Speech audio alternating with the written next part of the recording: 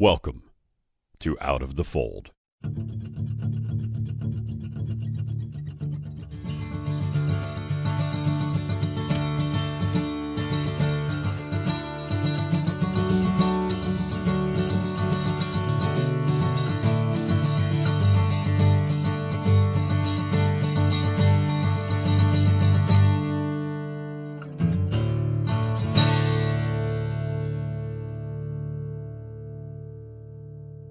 This is a very special episode for me, because Kate is the first person I ever interviewed for the show, and she knew that going in. She was extremely supportive and open, and I'll always be thankful to her for that. No religious organizations, companies, or individuals were contacted for comment about any of the content of this episode. The views expressed are strictly those of the ones expressing them. Our conversation began on a Sunday morning. I was raised in a non-denominational church, and I don't think there was any kind of central. I don't think it was connected to any other church systems, so there wasn't, as far as I know, a specific doctrine that we followed that differed from other churches. It was kind of just a catch-all place. Most of the community either went to the Catholic church down the road or my church, which was just anyone who wasn't Catholic, I guess.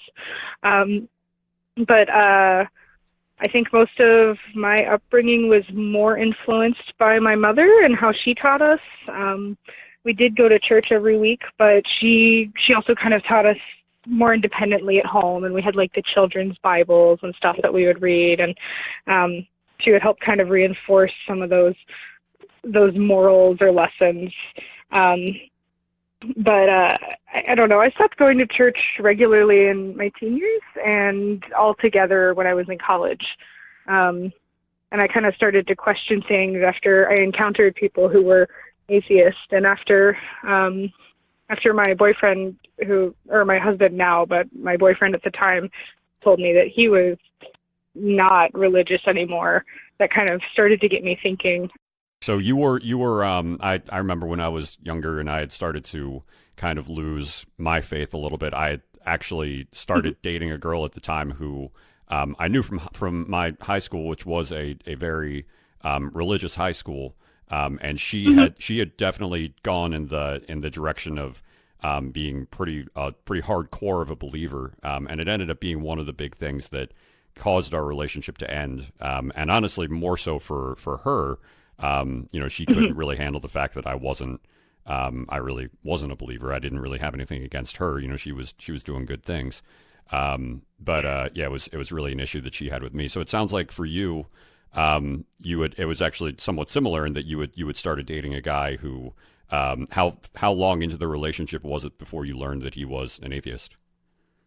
So, we started dating at 14, and, we were in college when I found out, I think sophomores or juniors in college. And I had always known, I mean, he had doubts about things like transubstantiation, which wasn't something we believed in my church. So I figured we were mostly on the same page. But he'd kind of gone through a bit of an evolution where he would say, "No, I don't know if there's a God or not, but if there is, he doesn't pay attention to us." And then kind of eventually did say that he didn't believe. And I feel like it was a little bit of the opposite maybe of what happened with you guys, whereas I was very concerned at first and I didn't know what I should do because I wasn't interested in leaving, but I wondered if that made me a bad person, or if that was like a sin. So I felt very immediately defensive though, because I felt like it made sense that he thought what he did. And that kind of started me off on saying, well, why do I believe it if I think what he says makes sense? And how would we raise kids if we have them eventually? Because I don't know how to justify what I think to our kids, and I don't want them to think, their father's an awful person because he doesn't believe the same thing. And so it was a very gradual thing. Gotcha. So what would you say I don't know if you do have kids or if you'd be willing to share that you do or don't, but I don't. Have you what have you decided that you would actually share if you were to? So at this moment I would identify as atheist as well. So I would prefer to raise kids secularly. I think it's important for them to be aware of the various religions, and especially with Christianity being one of the major U.S. religions, and the imagery from it being important in a lot of cultural references and media. I think they would have to know about it. But I would teach it as I would teach any other kind of story, as being something people believe or something that they enjoy, but that's not necessarily true. And if they decided they wanted to follow that, that would be fine. But I wouldn't want to tell them things that, or I wouldn't want to say something was true for certain if I didn't know myself, which was kind of the turning point anyway, was that decision. So it sounds more so like the reason to stop believing wasn't necessarily that there was a specific, I don't know how to really put it. There wasn't like a specific thing that happened. There was no like big turning point. It sounds like it was just sort of a progressive realization. Definitely. And I wanted to hang on to it for a very long time, and I would just push the thought out of my mind because I was uncomfortable with it. But it was just a series of realizations of, why do I believe this? Is it just because I was raised in it? Is there a further justification? And just kind of periodically as I tried to not think about it over time. So I look back on, the time that I was in, the Quaker church and everything, or the Quaker meeting, which was what we called it. Mm-hmm.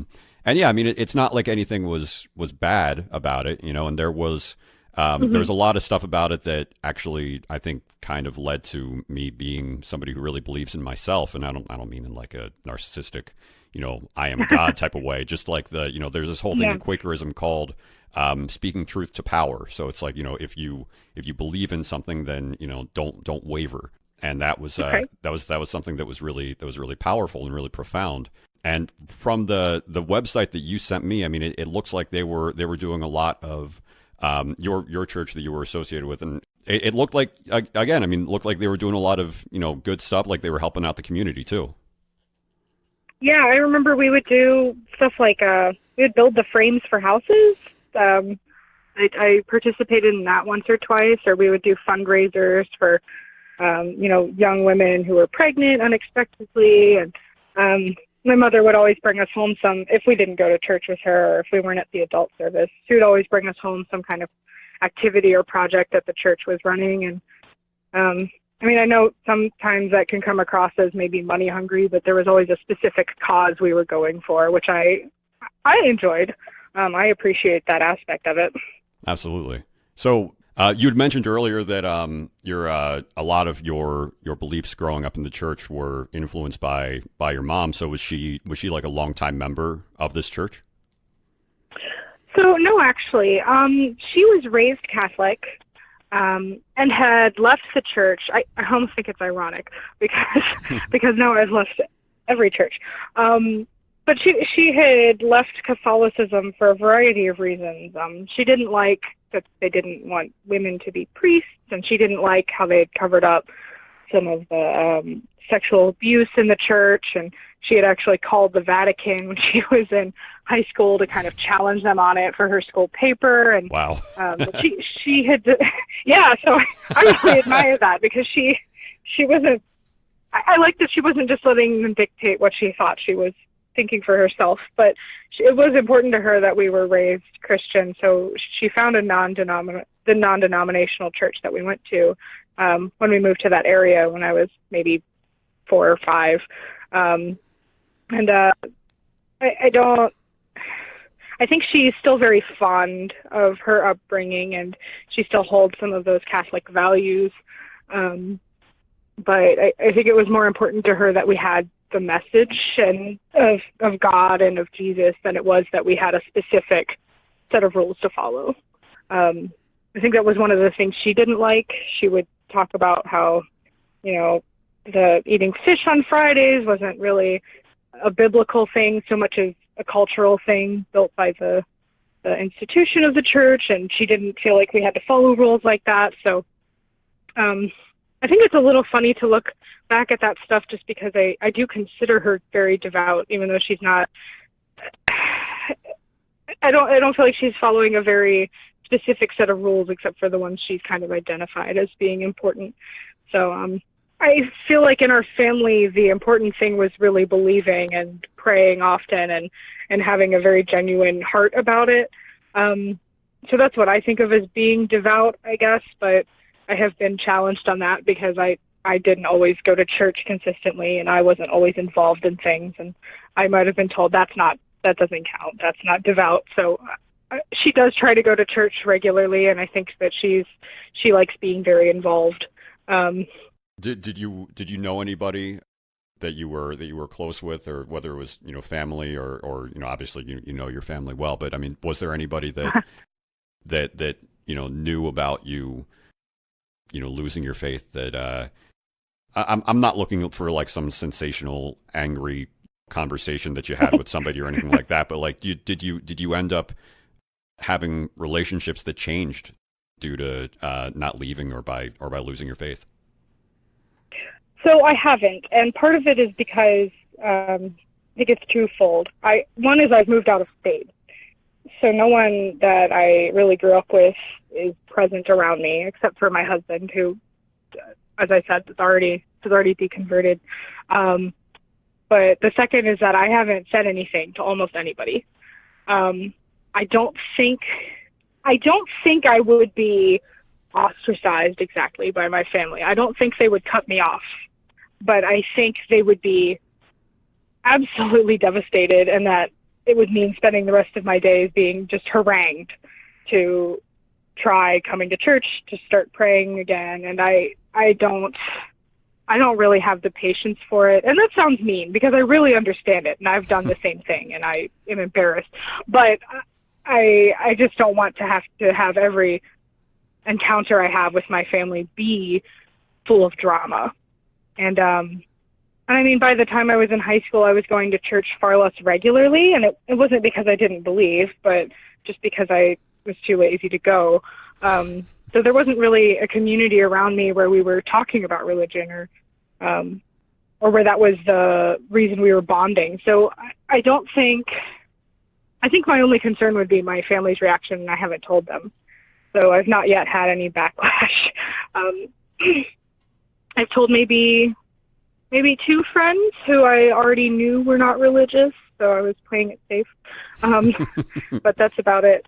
So your mom doesn't know that you don't really believe in this anymore? No, I don't think so. It's not impossible that she assumes something, because I'm the only person in our of the children in our household who didn't try to get baptized. And again, that wasn't because I didn't believe, but I remember they sat me down, and my parents sat me down and tried to tell me that it was really important that I get baptized at some point, and I don't really know how I wiggled out of it. But at the time, my concern was just that I wasn't good enough yet, and I didn't know if I was ready to be perfect, so I was concerned about committing myself if I couldn't take on the perceived responsibility. But I don't know if that's given them the impression already that I'm not religious enough. I don't know, though. My mother's given me a lovely Christian calendar, which I've hung up, and she'll ask me to pray for people, and so I don't know what she thinks about it, but I am holding off telling her at the moment. Can I ask how you think she might take it? I don't know exactly how she'll react, but I think she'll be extremely upset. It is very important to her, and I understand that, again, because when I was a Christian, I was sad if I heard that someone didn't believe. I didn't want them to suffer. I didn't want them to go to hell, and I'm her child and her first child, so I know it was very important to her that I would be a Christian.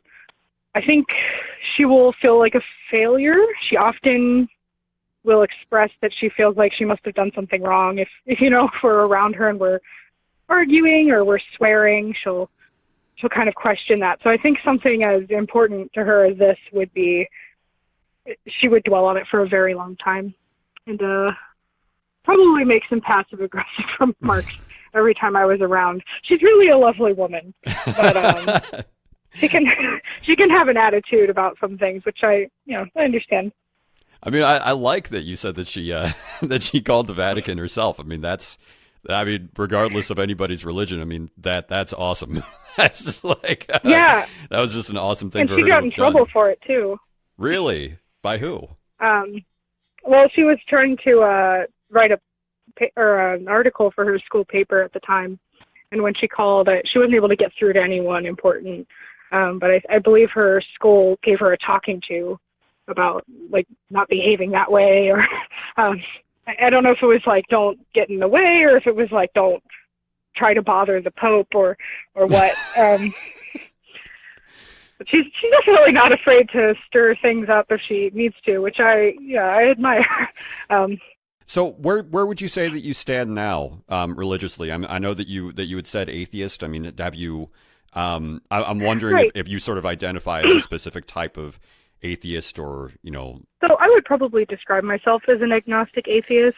I don't think there is a God or gods, but I don't know it, and I won't pretend that I do. So that's where I bring the agnosticism in. I can't profess to know exactly what's happened any more than I think a religious person can or should. I don't. It was only maybe a year ago that I decided to acknowledge that too, because I was very uncomfortable with stepping away from my Christian identity. So I was just calling myself agnostic at the time, because I didn't want to commit. So I finally did decide that I mean, if I don't believe in a God, that makes me an atheist. Beyond that, I'm not necessarily interested in finding a further label, because I don't want to have something dictating what I'm thinking or necessarily boxing me into a specific ideology anymore. I had considered looking into things like Buddhism or other philosophies that wouldn't necessarily require a belief in God. But I ultimately have decided that I'll just kind of pick and choose the things that make sense to me. Just in terms of philosophy, I think I'm just as capable as anyone else of kind of determining what seems wrong and what seems right, and I'm going to try to trust myself, because that's not something I'm used to doing. So was there a bit of a process? I mean, I know that you probably didn't just wake up one day and say I don't believe in God anymore, and it sounds like you kind of you tried out some other options, like Buddhism. I think is actually pretty common for a lot of people. So what was the next step for you after you decided that you were not a Christian, but then you asked the question of so what am I? Honestly, it was just avoiding it as much as possible, because it was something that was important to me. I mean, I didn't really go to church, but I prayed all the time, and I'm a very anxious person, so I was constantly asking for help and for soothing while I tried to get things done. And it just, as I started to realize that I couldn't justify that, I just kind of took a step back and said, I'm not going to make any decisions about it. I'm not going to think about it too much. And that was for a good year or two, which was hard, because I went out and did a fieldwork experience in Maryland, and my roommate who I was staying with was asking me about what my religion was, and I was like, oh, I don't know, just I'm a little religious, like kind of non-committal. I still felt very fond about it, but I didn't know that it was true anymore. Or people would be having arguments in front of me about it, and I would not know what to think, and I was very uncomfortable realizing I identified more with the atheist person in the argument, or so I think up until the last second I was just kind of trying not to consider it as much as possible, because it really is like losing a friend and losing a resource and an entire belief system, and I was not ready to face that, because it was as true as anything else I'd ever been taught as a kid, as far as I knew. So it was very, I don't know, I don't say it shook my faith, because it really shook it right off. But I don't know, it was something foundational to my life, so it was hard to question it, I guess. Yeah.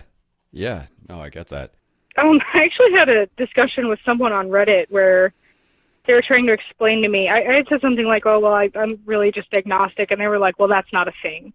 You can be an agnostic."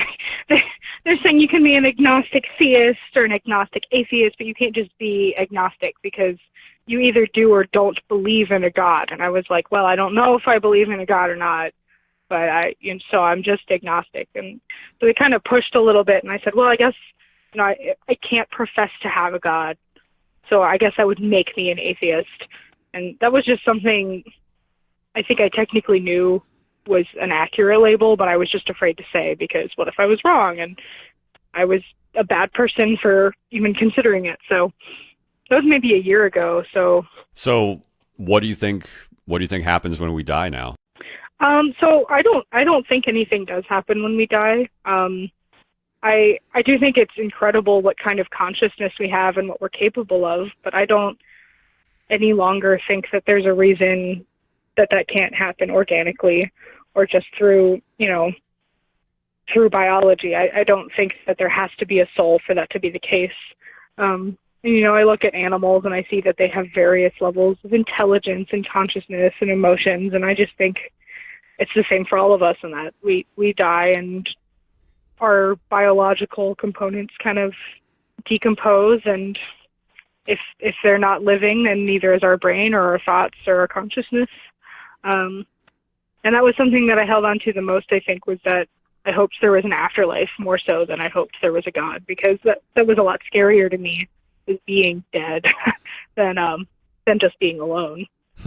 When you say that, specifically being alone, you mean like as it relates to death, or being alone as it relates to lonely situations in life and at least having God? Yeah, pretty much that, or maybe having God available to humanity, like humanity being its own, or the only, I guess there are animals too, but Earth being the only source of life that we're aware of.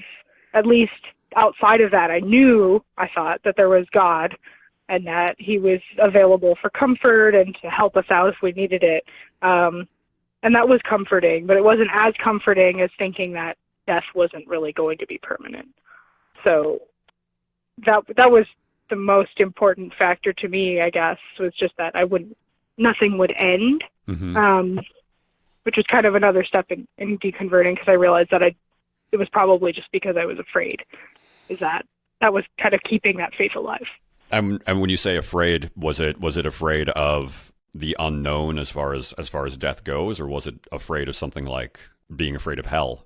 More so the unknown, because even though I was not, a very traditional Christian, I always felt that I would go to heaven because I thought I was a good person. So I thought that's good. God will notice that and he'll take me to heaven. So hell wasn't as much a concern, but what was scarier to me was the idea of everything ending and there being nothing after. No heaven, no hell. And I knew I wouldn't care once I was dead because I wouldn't be aware of it.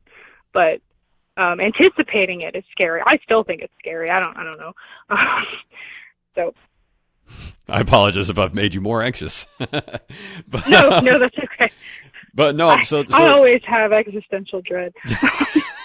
No, I mean, I think that there's there's even a part of me, I'd say that, like if I'm laying on my deathbed and like I know that, I have a couple of days left to live, I know myself, and I know that I'm going to be wondering if I was right, wondering if I'm wrong, if that means that, that I'm about to go to hell, that kind of thing.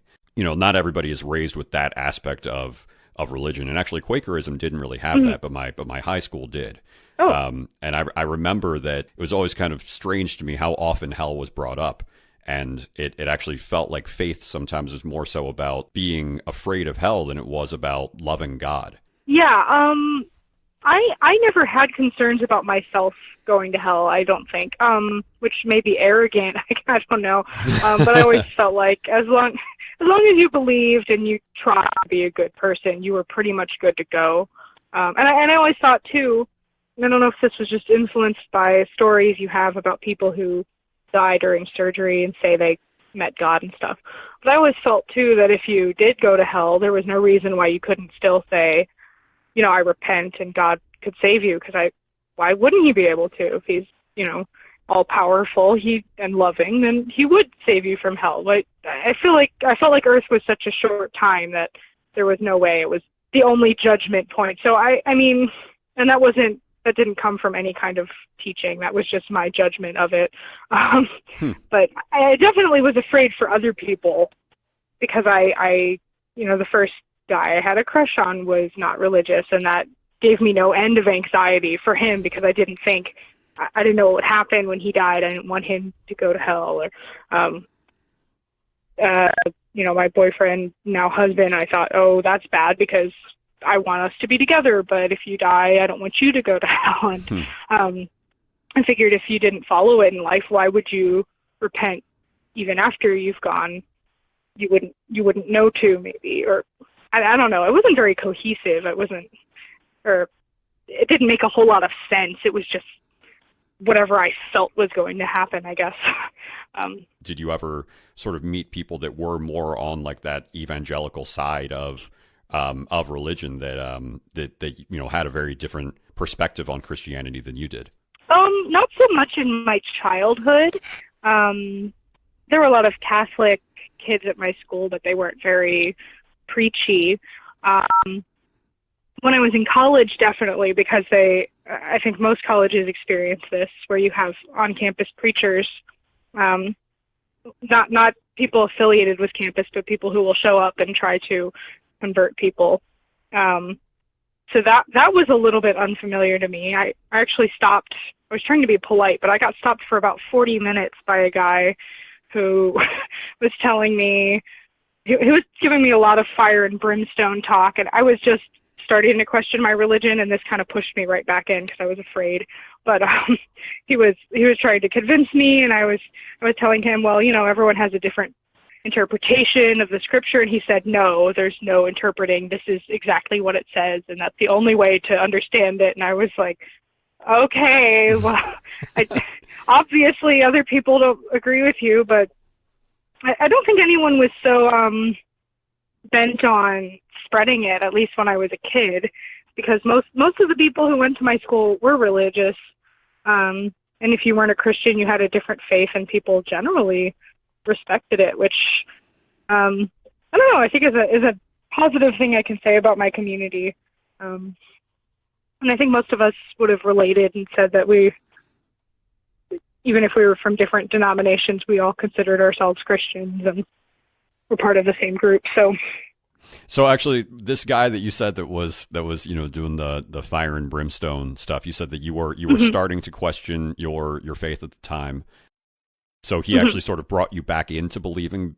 Yeah, this was after I found out my boyfriend didn't believe, and I was kind of going through the process of accepting that and saying, well, I mean, that's reasonable, and I can get over it, and who knows what's true? I might be wrong as well.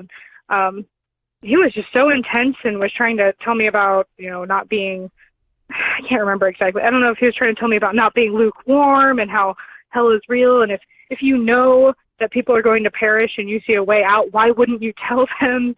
And I was like crying at the end. And he was trying to show me pictures of Tim Tebow, like in a cross position, and saying he wasn't a true Christian because that was blasphemy. And it was just a lot of, I think he just pelted me with so much stuff at the same time that I just couldn't handle it. And I was kind of, I clung a little harder because I didn't want to be one of those, false Christians. I'm not expecting you to know everything about this dude, but do you know, was he like a student, or was he from some other thing, and he just happened to be on campus that day and you happened to walk past him? I mean, what was the scenario? I don't think he was a student, and we did often have people on campus doing this kind of thing. He was, obviously you could be older and be a student, but he was older, and I don't think he was one as a result. I'm making an assumption. But he had set up camp right outside of our student center so that he could catch people coming in and out, and I had to cross the bridge towards the student center where he was, so I just hung out right there with him outside because I couldn't think of a polite way to exit the conversation, which I should have just left. I was late for something too. I felt like I had to listen to be nice, but. So, would you be willing to share what your political views are? Sure. I don't know if I'll be able to elaborate very clearly because I've evolved in there. But I would say initially growing up, I would have considered myself very conservative. And I would say I was a conservative libertarian. I tried to remain open-minded to things, but I didn't support the idea of gay marriage. I was very anti-abortion. I was a teenager, so it's not like I knew so much, I guess, but I was fairly fiscally conservative. That's where I would have placed myself at the time. I think now I just am in much more of a position of doubt. I'm very pro-LGBT. I'm kind of on the fence on the abortion issue because it's something that was very important to me, and now I've rethought it a lot. I definitely voted far more democratically this election than I would have ever expected in the past. I don't know. I feel like I am not as. I'm always afraid to make a specific decision on issues because I don't ever feel like I have enough information to make the best decisions, which is probably why I'm not a politician. Yeah, I've definitely swung far more left. And I don't know if it was because of the change in religion or if it kind of drove that a little bit. But they kind of happened parallel, I guess. Yeah, I was going to say, do you think, looking back, do you think there was one that changed more quickly or more readily than the other? Between your religious views and your political views? I think the changes in political views were much easier to make because they weren't tied as much to emotion for me. But I think they kind of fed each other. I know specifically in college, my views on LGBT issues evolved very rapidly. And I remember specifically saying at one point, well, if I'm wrong about this, I mean, God will tell me when I'm dead. And if he's not happy about it, that's fine, but I don't see a reason not to support this anymore, and I'm not going to. So there was a point where I was kind of saying, I don't care if it's in the Bible. I mean, if it's a sin, then I'll sin about this. But just having met people who were gay or bisexual or trans, I just didn't feel comfortable opposing it anymore, and now I feel very strongly about that. So. It was very quick. Yeah. It was a lot easier to make that change than the religious change. Now, I know what you're saying is, you had a certain view at one point, but I was wondering if you've had, if there was anything like a contradiction or anything that really fueled, those, the change to actively go, away from that, other than just having, met somebody or, anything like that. Any sort of research into Christianity that ultimately, led to you totally disbelieving it? So I wouldn't say it was a contradiction. Like you said, it was me speaking to people and realizing that people that I already cared about were part of the LGBT community. But when my friend had come out to me as bisexual, she expressed her frustration about religion's view on it, and she said, if you look at the Bible and the passages that condemn homosexuality, that's actually just one of the possible translations, but it's likely that the translation actually means some other kind of immorality, like pedophilia or bestiality, or I don't remember exactly, but that wasn't necessarily the right translation. And that was a moment where I thought, I've been kind of blindly following that. But it would be wrong to continue if we can't even be sure that that's what it says. So it wasn't something I came upon myself, but when she said that to me, I felt a little bit ashamed immediately for having, I don't want to say advocated for something because I never really took any action, but for having held this position that was harmful without even bothering to fact check. Yeah, I think one of the first mentions about being being gay being a sin or anything like that in the Bible is in that same passage where it's like the rules for the traveling Israelites, and it's one of the rules among don't put two different plants' seeds in the same hole. Right. So it's like, if you're, anti-LGBT, you're also against, in the same exact way, in the same level, seedless cucumbers. And Right. and like, so it's always been kind of interesting to me that like that's just become this enormous issue when it's actually not even a sticking point. It was just Right. one thing that at the time was probably more so about making sure that the Israelites were able to increase their population and stay healthy in the desert, than it was about it actually being like a sin to God. And I had a very strange rationalization for things like that at the time, which is that I felt some of the ceremonial, traditional cleanliness things in the Bible were just a way to encourage people who at the time didn't know as much about germs or whatever to be safe. So don't eat this kind of meat. Oh, they don't have great hygiene practices, so they're trying to prevent that. But I didn't think those were moral issues. So for other things, I thought, well, the moral teachings about, not killing, not cheating, those are still legitimate. But things like don't, don't eat pork or unpeeled grapes. Those are about, safety. And so those will evolve. And I don't know why that didn't initially encompass, LGBT and sexuality and stuff, because, I could see how with that logic it would be like, hey, some kinds of, sexual practices might be riskier for this disease, or we want to make sure our population grows. So I don't know why that wasn't part of it for me. I think I did later rationalize like extramarital sex as being, we want you to be married so that we can ensure there are people to take care of the kids, and we've got all the paperwork to back it up. But it still was kind of, those things are still in my mind one of the moral rules, and I don't know why. I think it's just one of those. I think because the church felt so strongly about it, I thought it must be the case, which is, that's not much thinking for myself. But. No, that's fine. And yeah, I mean, I get completely, where you're coming from. What about, how did your views on sex change, from having been a Christian, till now, to the time that you were questioning, what you were religiously? And when I say sex, I mean, sex before marriage, multiple partners, that kind of thing. That is probably the thing that changed most dramatically. And I don't know if that was so much my church or if my mother just had particular views on chastity, but I definitely thought it was one of the bigger things you could do that was wrong. And I from the age of, 11 or 12, when I started thinking about sex at all, I thought about it a lot, and I was very ashamed of it.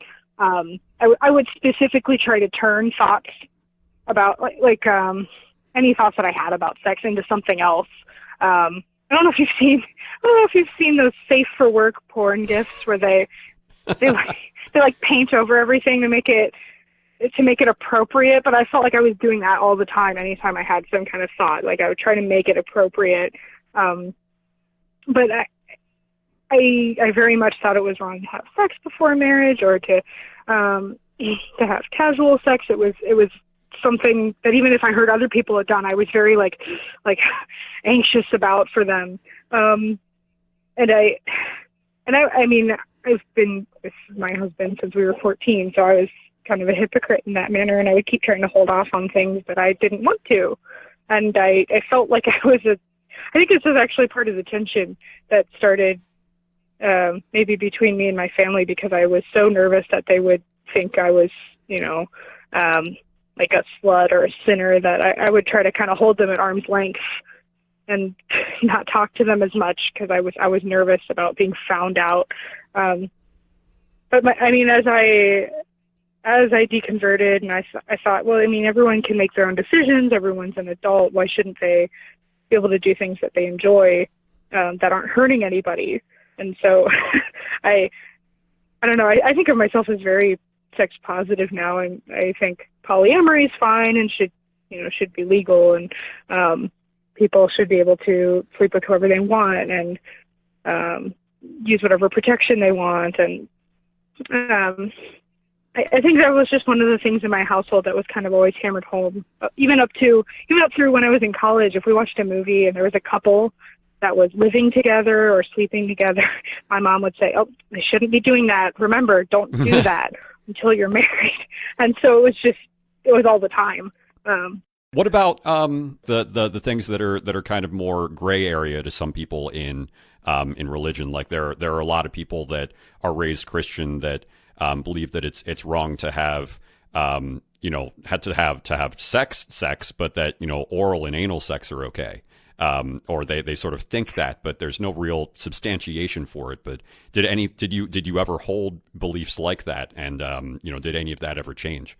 So I was pretty explicitly told when I was in like middle school that there were some kinds of sex even married people should not have, and with the implication being oral sex. And I kind of rejected that outright. Like I kind of nodded.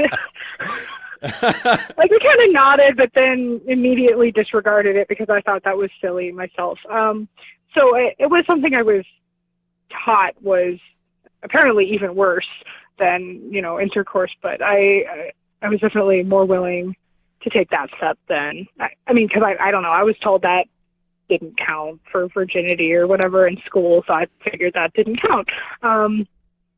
So I really went the opposite way, I guess, from what I was taught on that. But I think I knew that still wouldn't. It was just a loophole, and that if I had said, "Hey, Mom, this is something I think is fine," she would have not been happy to hear it. So that was still when you still considered yourself a Christian, and when you considered yourself as having faith, you still didn't believe that there was really anything wrong with that. I did think there was something wrong with it, but I thought it just made me a bad person. I wasn't really willing to fully abstain, I guess. It was a sin you were willing to accept, that kind of thing. Yeah, and I had a lot of like internal agony about it. I was not. I felt really guilty, but I don't know. I would try to say. I don't know why God would want people who care about each other to not, express that. Or I don't. I thought that He didn't approve, but I didn't know why, and I felt guilty. But I guess I just thought it was one of a number of things that I did that made me unworthy as a person, as anyone else was. So that's not it's not a healthy perspective to have, but that was how I thought of it. I thought it was wrong, and I was just going to do it anyway. So it was weird that I drew lines there because I don't know. Interesting. No, that's.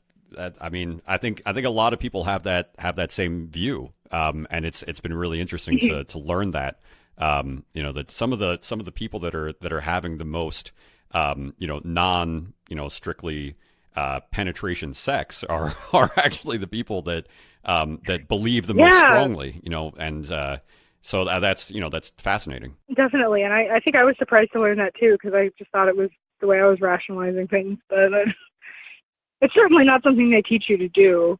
They don't say that in church. So, I wanted to end on a note, and it's probably going to be something that I ask everybody because it's just something that I didn't even learn about again until I went to a Christian school. When I was raised Quaker, I never really learned about this one concept. But what's your take on the Holy Spirit?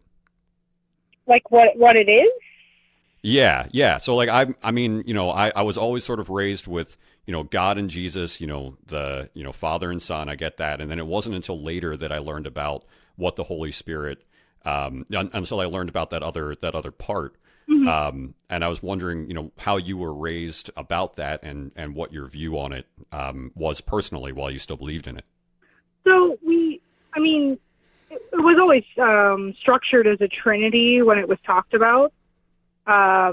But God and Jesus kind of got all of the attention, and we didn't talk almost at all about the Holy Spirit. We might talk about God filling someone with the Spirit or it being present in someone, So it was very abstract, in my opinion. And I think we actually had one sermon where they talked specifically about the Holy Spirit because it is so understated. But Yeah. I don't feel like I had a very strong understanding of it. I always just thought of it as like I don't want to use the same word spirit, but the essence of God's goodness being present in someone. I didn't think of it as a fully separate entity so much as like almost literally like a gas or like a non-sentient, not sensation, but like a trait almost that someone could have. And I'm fully aware that that's probably not even remotely accurate. Even though I knew it was supposed to be a trinity, I always really just thought of it as God and Jesus, with the Spirit being more like a tool.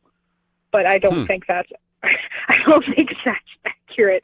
That was how I conceptualized it, though.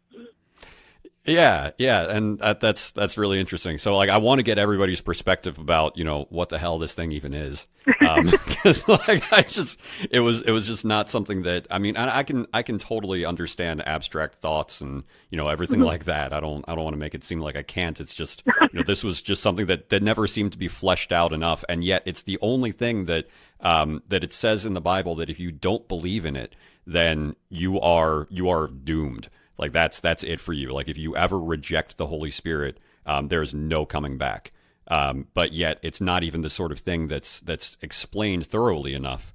A lot of people will say it's like, well, you just feel it. But you can reject your feelings without totally, you can push down sorrow, and still feel sorrow, this was really good, the way that you kind of explain it and what it was to you. Yeah, I don't think it's just definitely one of those things that didn't really get touched on so much. And it's funny because I know I worked for someone who was part of a church that I think conceptualized it as not a trinity, but as just God and Jesus, or more so the way I'd thought about it. And I didn't realize that was like the source of so much conflict, apparently, and people saying her church wasn't even Christian because they didn't think of it as a trinity. And I was like, it's pretty much the same idea overall with God and love. And I guess I'm not a theologian, so maybe I'm off, but it was surprising to me how important it was as a sticking point. Yeah. Yeah, and there's one other thing, and then we'll be done. You said that your mom was involved in a lot of Catholicism when she was growing up, and then the way that you put it was that the church that you were associated with was non-denominational Christian. I've noticed that there are actually a lot of people that don't connect Catholicism and Christianity. Catholicism is almost like its own separate religion from Christianity, not in the same way that you can be a Lutheran and you can be a Baptist. And you're still considered Christian, but Catholicism is almost its own thing. And I was wondering if you've ever noticed that, and if you sort of have a take on that. When to me, I mean, I've always, there are different beliefs that everybody has, but Catholicism, I always thought still, followed the teachings of Jesus, which made it Christian. Yeah, I actually remember back in third grade, I went up to one of my best friends, and who knows why I felt like I needed to say this, but I said, "Oh, are you a Christian?" And she said, "No, I'm a Catholic." And I said, "Well, that's right. That's still yes to my question." And she insisted that it wasn't. But I think I've always had a very looser interpretation, because I was always thinking of all the Abrahamic religions as being closely connected, and we've all got the same God, and we might not believe exactly the same thing, but we can all consider each other to be brothers and sisters in a related faith. And maybe one of us has the most correct one, and that precludes some of the others. I don't know, but I think we should all try to work together. So especially for groups that identified themselves as Christian, I never thought of them as being other, I guess. I figured some places would add additional rules or guidelines that they thought would help you follow God better, but ultimately what mattered was what the Bible said. and as long as you were following that, you were part of it. So that was my perspective, and still is pretty much. Yeah. So when your mom decided to leave, and you probably weren't around yet, but did she ever talk about what it was? Did she say that when she was Catholic she wasn't Christian, and that she was Christian only after she, started attending the churches that weren't Catholic churches? I think she always considered herself a Christian. Gotcha. I don't think she considered it separate. And my dad is Protestant, so I think she thought of them as being essentially in the same faith. So I don't think she really considered it different. And she definitely wasn't fond of some of the additional rules or doctrine. So I guess she would have thought of herself as Christian first and foremost. What you've mentioned your mom a lot, but has your father had any significant influence on your past or current beliefs? No, and it's kind of weird because he didn't really go to church with us except Christmas, maybe Easter. I think he's not super social, so I just thought it was that. But I've wondered if he was even really religious at all. But he started posting religious stuff on Facebook lately, so I think maybe he's just really quiet about it. I didn't think it was a priority of his, and I know it was kind of a point of contention that he wasn't an active participant with us in church. But when my parents had that talk with me about how I should get baptized one day, he kind of took the lead, which I thought was weird because he never said anything at all about it. So I guess that's just more shrouded in mystery, and I don't have a very clear image of what his perspective is, but he definitely wasn't the lead in terms of our family's spirituality. Gotcha. All right. I don't have any other questions. Was there anything else that you wanted to add? Anything that I didn't touch on that you just sort of wanted to get out there? Sure. I think we touched on this a little bit, but I think just the thing that made me most interested in participating is that I do want to reduce the stigma around leaving religion and being an atheist. And since I'm not ready to take that step with people I know and tell my family, I do still want to be involved and help with that. And I think it's important that people hear how it goes down and understand that it's not just, I went to leave to worship the devil and I want everyone to suffer. So it's not necessarily that people need to hear that, but just that that's what made me interested in participating, is making sure that it's clear I'm not just some evil person. It's interesting listening back and hearing how much I've changed in the short time I've been doing the show. I had an idea, but planned on executing it very differently than the way I'm doing it now. I had concrete questions I wanted to ask everyone, to the point that I was hoping maybe it could eventually be studied sociologically or theologically. Yes, I always wanted to show my support for people who walked away from a religion. And, like Kate, I wanted to do my part to alleviate the stigma associated with doing so. But, at the same time, I had no idea how alienated we really were. This was all during a time that I thought the worst things that could happen to apostates were ostracism and maybe infrequent assaults committed by the dregs of society, and before I had familiarized myself with the real depths of theocracy and religious sects that check every box for widely accepted definitions of cults. I chose to play Kate's story now because it's important to remind ourselves that sometimes people leave a religion without having experienced abuse that can be traced directly to a system that invites it. I'm much the same, though I remember being bored a lot in Quaker meetings as a kid, and I probably cried about it. I wouldn't say it was traumatic or brainwashing. Like me and many of my guests, over time, Kate just realized that the chemistry she once had with God had fizzled. There's an argument that Christians make that atheists are either denying what they truly believe, or if they actually don't believe in God, then they were never really Christians to begin with. Kate and I unfortunately don't do anything to support an argument to the contrary. Though we deeply believed in our hearts, there were certain sinful things we didn't avoid, which we probably would have if we were true believers. I hope that apostates who were true believers know that those of us who left but weren't as devout as you are still in support of you. We offer both our empathy and a different side of an argument. that it is logical to walk away from something abusive, but maybe the illegitimacy of something can also shine through kind words. Thank you for listening. If you enjoyed this episode, please leave a 5-star review and share it with someone you trust. For immediate updates and discussions, follow the show on Twitter at OutFoldPodcast. Special thanks to Kate for approving all of this conversation being shared. Logo and artwork by my wife. Production by my wife and I. All music by me. This has been Out of the Fold.